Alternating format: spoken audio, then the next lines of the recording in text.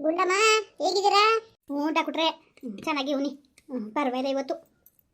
ನೋಡಿ ಗುಂಡಮ್ಮ, ನೀವು ತುಂಬ ಮನಸ್ಸಲ್ಲಿ ಯೋಚನೆ ಇಟ್ಕೊಬಿಟ್ಟಿದ್ದೀರಾ, ಅದಕ್ಕೆ ಈ ಥರ ಆಗ್ತಾ ಇರೋದು. ನೋಡಿ, ನಾನು ಅವತ್ತಿಂದ ಎಷ್ಟು ಅಬ್ಸರ್ವ್ ಮಾಡ್ತಾ ಇದ್ದೀನಿ. ನಿಮ್ಮ ಏನಾಗಬೇಕು ನಿಮ್ಮ ಮಗಳ ಅವರು? ಇಲ್ಲ ಕಣ್ಬುದ್ಧಿ, ಇಲ್ಲ, ಅವಳು ನನ್ನ ಸೊಸೆ, ನನ್ನ ಮಗನ ಎತ್ತಿ. ಹೌದಾ? ನಾನೇನೋ ನಿಮ್ಮ ಮಗಳೇನೋ ಅಂದ್ಕೊಂಡಿದ್ದೆ. ನೋಡಿ ಗುಂಡಮ್ಮ, ಎಷ್ಟು ಪ್ರೀತಿಯಿಂದ ನೋಡ್ಕೋತಾರೆ. ಅಂಥದ್ರಲ್ಲಿ ನೀವು ಎಷ್ಟು ಖುಷಿಯಿಂದ ಇರ್ಬೋದು. ಯಾಕೆ ಈ ಥರ ಮಾಡ್ಕೋತಾ ಇದ್ದೀರಾ ನೀವು? ನೋಡಿ, ನಮ್ಮ ಸುತ್ತಮುತ್ತ ನಮ್ಮ ಪ್ರೀಸರ್ ಇದ್ಮೇಲೆ ನಾವು ಯಾವುದಕ್ಕೂ ತಲೆಗೆಡ್ಸ್ಕೋಬಾರ್ದು ಗುಂಡಮ್ಮ. ಆರಾಮಾಗಿರಿ. ನೋಡಿ, ಏನಕ್ಕೆ ನೀವು ಟೆನ್ಷನ್ ಮಾಡ್ಕೊಂಡಿದ್ದೀರಾ? ಏನು ಹೇಳಿ ನಿಮ್ಮ ಪ್ರಾಬ್ಲಮ್ಮು? ಏನೂ ಇಲ್ಲ ಕಣ್ಬುದ್ಧಿ, ಯಾಕೋ ಒಂದೊಂದ್ಸತಿ ಬೇಜಾರಾಯ್ತದೆ. ಏನು ಮಾಡಿರಿ, ಏನೇನೋ ನಡೆದಿರೋ ಘಟನೆಗಳು ಅದು ಇದು ಅಂತ ನೆನೆಸ್ಕೊಂಡಾಗ ಭಾಳ ಬೇಜಾರಾಯ್ತದೆ ಕಣ್ಬುದ್ಧಿ.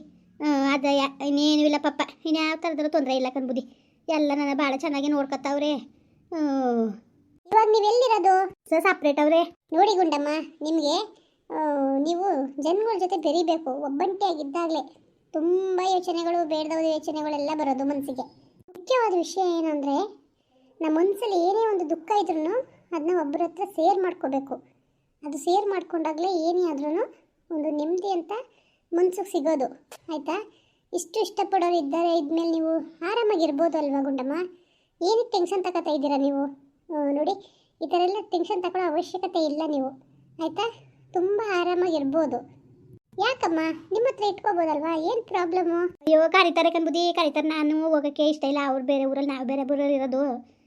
ನಾವು ಹೋಗೋಕ್ಕೆ ಇಷ್ಟ ಇಲ್ಲ ನನಗೆ. ಏನಲ್ಲಿ ಹೋಗಿ ಕೂತ್ಕೊಳ್ಳೋದು ಅಂದ್ಕೊಂಡು ನಾನು ಇಷ್ಟು ದಿವಸ ಊರಲ್ಲೇ ಇದ್ದೆ. ಆದ್ದರಿಂದ ಕಣ್ಬುದ್ಧಿ, ಪಾಪ ಇಲ್ಲಿದ್ರು ಏನು ಕಮ್ಮಿ ಮಾಡಿಲ್ಲ, ಬತ್ತಾವೈತೆ ನೋಡ್ಕೊತಾ ಅವರೇ, ಚೆನ್ನಾಗಿ ನೋಡ್ಕೊಂಡವ್ರೆ ಪಾಪ. ಏನು ಮಾಡಿರಿ, ನಂದೇ ಯಾವ್ಯಾವುದೋ ಬೇರೆ ಏತ್ನೆ ಅಷ್ಟು ಬಿಟ್ರೆ ಪಾಪ ಈ ಊರದಿಂದೆಲ್ಲ ಏನು ತೊಂದರೆ ಆಗಿಲ್ಲ ನನಗೆ. ಪಾಪ ನಾನು ನೋಡಿ ಅವತ್ತಿಂದ ನನ್ನ ಸೊಸೆ ಯಾವ ಥರ ಕಾಯ್ತಾ ಕುಂತಿದ್ದಾಳು ಅಂದ್ಬಿಟ್ಟು. ನಿಜವಾಗ್ಲೂ ಬಹಳ ಅದೃಷ್ಟನೇ ಮಾಡೀನಿ ನಾನು. ಎಲ್ಲ ನನ್ನ ಸುತ್ತಮುತ್ತ ನಾನು ನೋಡ್ಕೊಳ್ಳೋಕ್ಕೆ, ನನ್ನ ಮಗ ಅಲ್ಲಿ ನನ್ನ ಸೊಸೆ ಅಲ್ಲಿ ನಿಜವಾಗ್ಲೂ ಭಾಳ ಪ್ರೀತಿಯಿಂದ ನೋಡ್ಕೊತಾರೆ. ಹೌದಮ್ಮ, ಹೌದು, ನಾನು ಅಬ್ಸರ್ವ್ ಮಾಡಿದ್ದೀನಿ ಅವತ್ತಿಂದನೂ. ತುಂಬ ಚೆನ್ನಾಗಿ ನೋಡ್ಕೊಳ್ತಾ ಇದ್ದಾರೆ. ನಿಜ ಹೇಳಬೇಕು ಅಂದರೆ, ಈ ಕಾಲದಲ್ಲಿ ವಯಸ್ಸಾದವ್ರನ್ನ ತಗೊಂಡೋಗಿ ವೃದ್ಧಾಶ್ರಮ ಅಲ್ಲಿಗೆ ಇಲ್ಲಿಗೆ ಅಂತ ಸೇರಿಸ್ತಾರೆ. ಅಂಥದ್ರಲ್ಲಿ ಇಷ್ಟು ಪ್ರೀತಿಯಿಂದ ನೋಡ್ಕೊಳ್ಳೋ ಜನ ಇದ್ದಾಗ ನೀವು ಆರಾಮಾಗಿರ್ಬೋದಲ್ವ ಗುಂಡಮ್ಮ? ನೀವು ತಲೆಗೆಡ್ಸ್ಕೋಬೇಡಿ ನೀವು. ನೋಡಿ ಅಮ್ಮ, ಇವ್ರನ್ನ ಸಪ್ರೇಟ್ ಇಟ್ಟರೆ ಅವರು ಮಾನಸಿಕವಾಗಿ ಕುಗ್ಬಿಡ್ತಾರೆ. ಅವ್ರಿಗೆ ಇನ್ಯಾವುದೇ ಥರದಲ್ಲೂ ಪ್ರಾಬ್ಲಮ್ ಆಗಿಲ್ಲ. BP, ಶುಗರು ಈ ವಯಸ್ಸಲ್ಲೂ ನಾರ್ಮಲ್ ಇದೆ ಅಂದರೆ ನಿಜವಾಗ್ಲೂ ನಮಗೇ ಅನುಮಾನ. ತುಂಬ ಚೆನ್ನಾಗಿದ್ದಾರೆ ಇವರು. ಏನು ಡಿಪ್ರೆಷನ್ ಥರ ಆಗಿತ್ತು ಅಷ್ಟೇ, ಅಷ್ಟು ಬಿಟ್ಟರೆ ಏನೂ ಪ್ರಾಬ್ಲಮ್ ಇಲ್ಲ.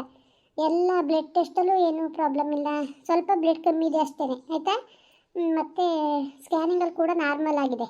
ನೀವು ಯಾವುದೇ ಥರದಲ್ಲೂ ಏನೂ ಟೆನ್ಷನ್ ಮಾಡ್ಕೊಳ್ಳೋ ಅವಶ್ಯಕತೆ ಇಲ್ಲ. ಆಯಿತಾ?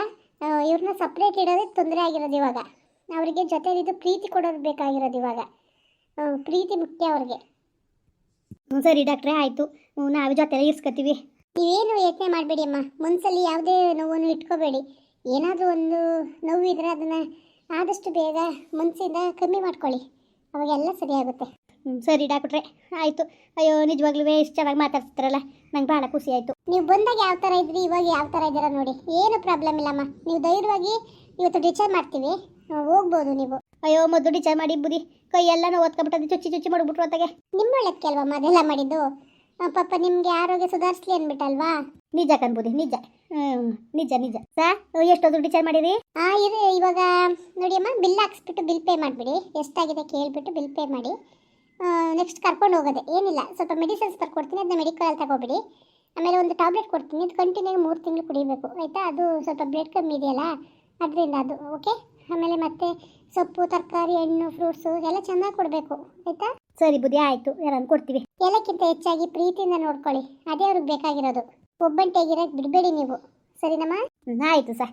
ಸರಿ, ಬಿಲ್ ಎಷ್ಟಾಗಿದೆ ಅಂತ ಪೇ ಮಾಡಿಬಿಟ್ಟು ಮತ್ತೆ ಮೆಡಿಕಲಲ್ಲಿ ಮೆಡಿಸಿನ್ ತಗೊಂಡು ಹೊರಡಿ ನೀವು. ಸರಿ ಡಾಕ್ಟ್ರೆ, ಆಯಿತು. ಅತ್ತೆ ನೋಡಿ, ನಿಮಗೆ ಏನೂ ಪ್ರಾಬ್ಲಮ್ ಇಲ್ಲ ಕಣತ್ತೆ, ನೀವೇ ಸುಮ್ಮನೆ ಇಲ್ದವ್ ಟೆನ್ಷನ್ ನಾನು ತಗೊಂಡ್ರಿ. ಅಯ್ಯೋ, ನಾನು ಏನೂ ಆಗ್ಬಿಟ್ಟದೆ ಅನ್ಕೊಬಿಟ್ಟೆ ಕಣ್ಮಗ. ಇತ್ತೀಚೆಗೆ ನಾನು ಯಾಕೋ ನನ್ನ ಮಗ ಭಾಳ ಗ್ಯಾಪ್ನಕ್ಕೆ ಬಂದ್ಬಿಟ್ಟ. ಅವಳು ಅಷ್ಟೇ ಗಾಯತ್ರಿನೂ ಆಳ್ಗರಿ. ಅವಳು ಹಿಂಗೆ ಎರಡಂತರದಲ್ಲಿ ಹಿಂಗೆ ಓದ್ಲಲ್ಲ, ಎರಡು ಹಿಂಗೆ ಆದ್ವಲ್ಲ ಅಂತ ಒಂದು 3-4 ದಿವಸ ಎಲ್ಲೂ ಹೋಗ್ಲಿಲ್ಲ.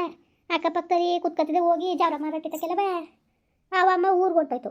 ಅದಕ್ಕೆ ಇನ್ನು ಎಲ್ಲೂ ಹೋಗ್ಲಿವಲ್ಲ, ನಮ್ಮ ಮನೆ ತಕ್ಕ ಯಾರೂ ಬಂದಿಲ್ಲ. ಕೆಲಸ ಇತ್ತೀಚಿವಲ್ಲ ಕುಂತ್ಕೊಂಡು ಅದನ್ನೇ ಒಂದು ಯತ್ನೆ ಮಾಡಿಬಿಟ್ಟೆ ಕಣ್ಮಗ. ಅದೇನು ಥರದ್ದು ಅಂತ ಯತ್ನೆ ಮಾಡೋದು ನನಗೆ ಗೊತ್ತಾಗಿಲ್ಲ.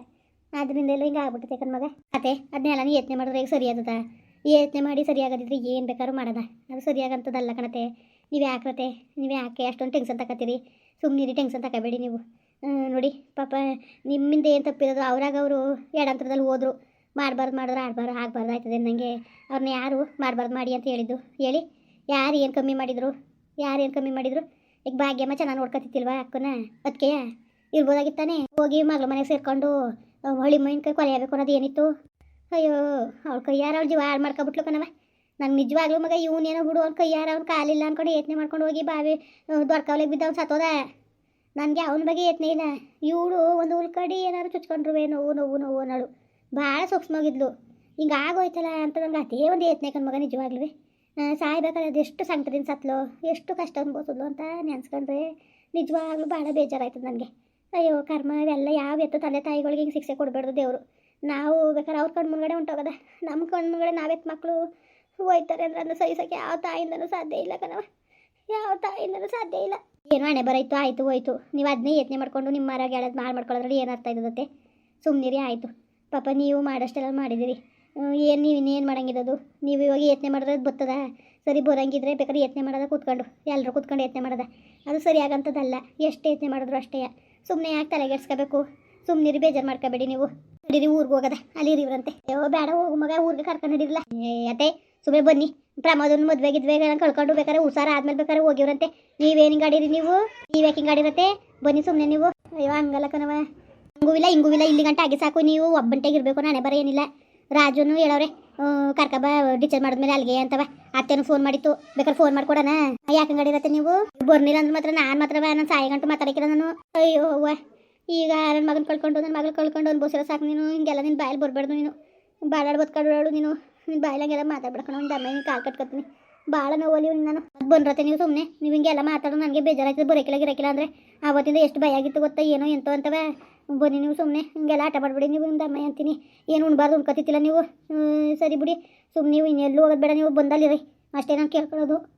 ಸರಿ ಆಯಿತು ಕಣವ, ಹೇಳೋದು ಕೇಳಿಯ ನೀನು? ನಡಿ ಆಯಿತು, ಬರ್ತೀನಿ. ಅವಳೇನಾದ್ರು ಹಂಗಿಂದಳು ಅಂತ ನಿಮ್ಮ ಅತ್ತೆ. ಅಯ್ಯೋ ಅತ್ತೆ ಪಾಪ, ಸುಮ್ಮನೆ ಹೇಳೋದಲ್ಲ. ಫೋನ್ ಮಾಡಿ ಕರ್ಕ ಬನ್ನಿ ಅಂತ ಏನು ವಸೀದ್ ಮಾಡ್ತಾ ನೆನ್ನೆಯಿಂದ ಏನು ಫೋನ್ ಮಾಡ್ತಾ ಕೂತಾರೆ ಕತೆ. ಬನ್ನಿ ನೀವು ಎದ್ದಿ. ಆಯಿತು ಹೋಗವ. ಅದೇನು ಮಾತ್ರಾಗಿದ್ರೆ ತಗೊಬರಕ್ಕೆ ಹೇಳ್ತಲ್ಲ. ದುಡ್ಡ ಎಷ್ಟಾಯ್ತವ ಹಾಸ್ಪಿಟ್ಲಿಗೆ? ಎಷ್ಟಾರೆ ಸುಮ್ಕಿರಿ, ನಿಮ್ಗ್ಯಾಕೆ ಹಂಗಂದ್ರೆ ಆತದ? ಎಲ್ಲಿ ಬಂದದ ಅವನಿಗೆ ಪಾಪ? ಅವ್ನ ಜೀವ ತೆಗ್ದಾರವ.